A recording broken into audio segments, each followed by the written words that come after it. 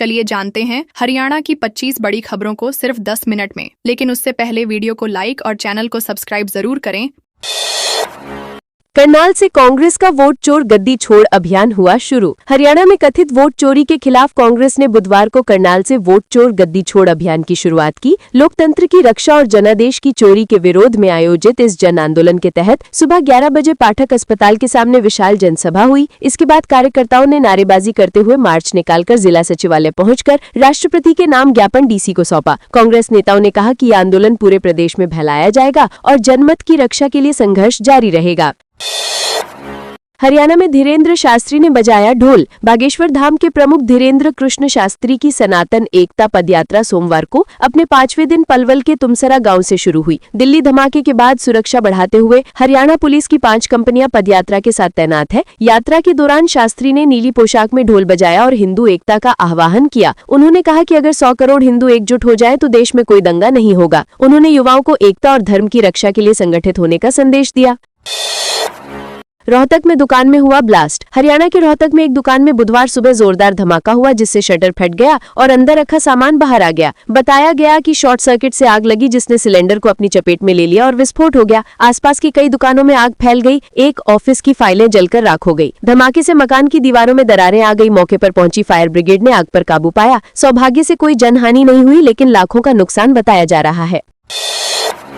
पानीपत में एसएमओ पद पर सीधी भर्ती का विरोध। पानीपत में वरिष्ठ चिकित्सा अधिकारी एसएमओ पद पर सीधी भर्ती के खिलाफ Haryana civil medical service association HCMSA ने बुधवार को शांतिपूर्ण विरोध दर्ज कराया। डॉक्टरों ने ओपीडी और इमरजेंसी सेवाएं जारी रखते हुए सिविल अस्पताल के सीएमओ डॉक्टर विजय मलिक को मांग पत्र सौंपा। एसोसिएशन का कहना है कि ये पद सीधी भर्ती से नहीं बल्कि प्रमोशन के जरिए भरे जाने चाहिए। चेतावनी दी गई कि अगर सरकार ने मांग नहीं मानी तो डायरेक्टर जनरल हेल्थ ऑफिस के बाहर प्रदर्शन किया जाएगा।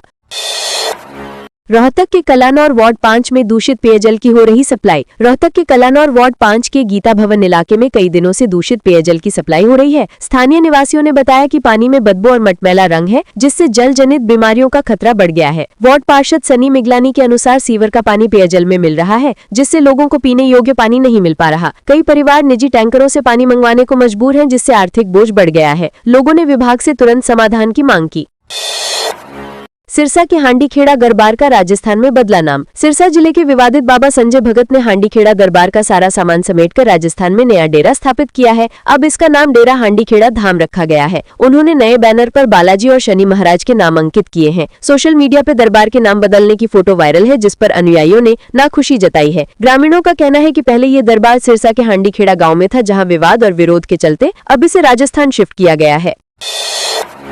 दिल्ली बम धमाके के बाद रोहतक में बढ़ी सुरक्षा। दिल्ली में हुए बम धमाके के बाद रोहतक पुलिस ने शहर में सुरक्षा बढ़ा दी है। डीजीपी के निर्देश पर शहर की सीमाओं पर वाहनों की सघन जांच की जा रही है। इसी जांच में एक गाड़ी से 1 करोड़ रुपए नकद बरामद हुए थे। पुलिस ने देर रात सर्च अभियान चलाकर होटलों, धर्मशालाओं और सरायों में ठहरे लोगों की डिटेल ली। संदिग्धों से पूछताछ की जा रही है। पुलिस ने कहा कि सुरक्षा व्यवस्था को लेकर कोई लापरवाही नहीं की जाएगी और शहर में गश्त बढ़ा दी गई है।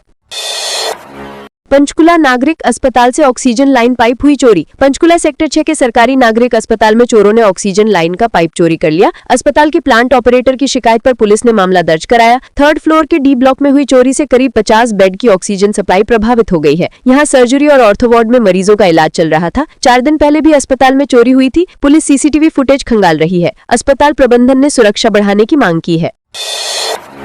बहादुरगढ़ से 23 लाख के माल से भरा ट्रक हुआ गायब। झज्जर जिले के बरहाना इंडस्ट्रियल एरिया स्थित पैकेजिंग कंपनी से 23 लाख रुपए का पैकिंग मटेरियल लेकर चला ट्रक बहादुरगढ़ के सेक्टर 12 ऑटो मार्केट से रहस्यमय तरीके से गायब हो गया। कंपनी प्रबंधक ने ट्रक ड्राइवर और मालिक पर माल हड़पने की साजिश का आरोप लगाया है। पुलिस ने दोनों के खिलाफ मामला दर्ज करके जांच शुरू कर दी है। ट्रक की लोकेशन और ऑटो मार्केट के सीसीटीवी कैमरों की फुटेज खंगाली जा रही है। फिलहाल ट्रक और माल का कोई सुराग नहीं मिला है।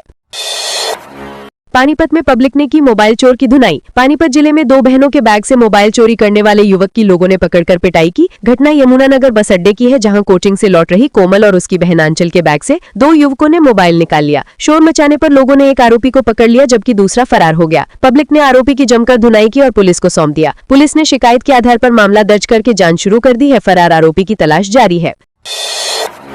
करनाल के कल्पना चावला अस्पताल में जमकर मचा बवाल। करनाल के कल्पना चावला मेडिकल कॉलेज में एक महिला की मौत के बाद परिजनों और डॉक्टरों में भिड़ंत हो गई। मृतिका रमेशो देवी की बेटी ममता ने डॉक्टरों पर लापरवाही का आरोप लगाते हुए बताया कि उसकी मां को समय पर इलाज नहीं मिला, जिससे मौत हो गई। परिजनों ने हंगामा किया। वहीं एक वीडियो में गार्ड और डॉक्टरों को युवक से मारपीट करते देखा गया। सूचना पर पुलिस पहुंची और दोनों पक्षों की शिकायत लेकर जांच शुरू की। परिजन दोषी डॉक्टरों पर कार्रवाई की मांग कर रहे हैं।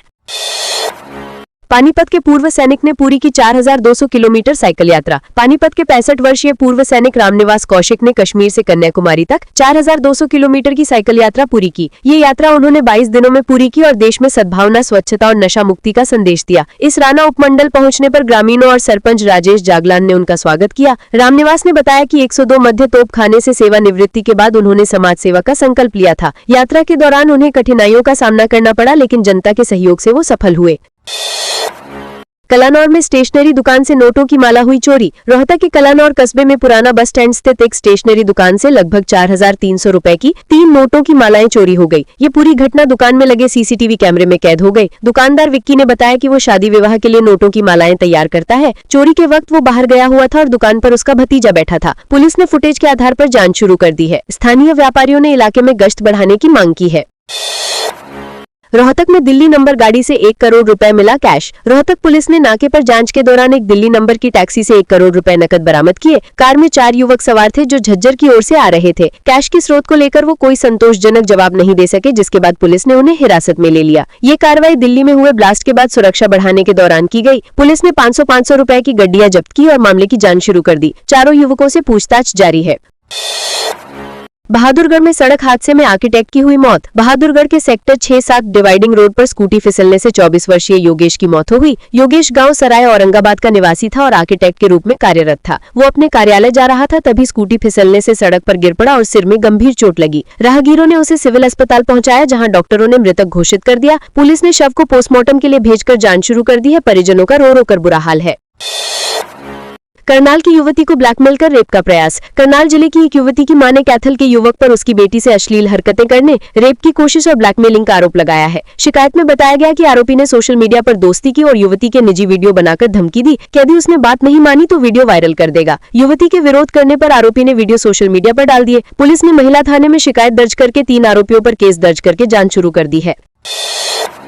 करनाल के बल्ला में पुलिस टीम पर किया हमला। करनाल के गांव बल्ला में डीएसपी असंध गोरखपाल राणा और उनकी टीम पर आरोपी के परिजनों ने हमला कर दिया। पुलिस टीम पुराने मामले के आरोपी विजय को गिरफ्तार करने पहुंची। जैसे ही टीम ने घर पर दबिश दी, परिजनों ने हाथापाई शुरू कर दी। मौके पर मुनक थाना प्रभारी ब्रिजपाल और एसआई रोहतास भी मौजूद थे। पुलिस ने 5 लोगों पर सरकारी कार्य में बाधा और मारपीट का केस दर्ज किया है। अधिकारियों ने कहा कि दोषियों पर सख्त कार्रवाई की जाएगी।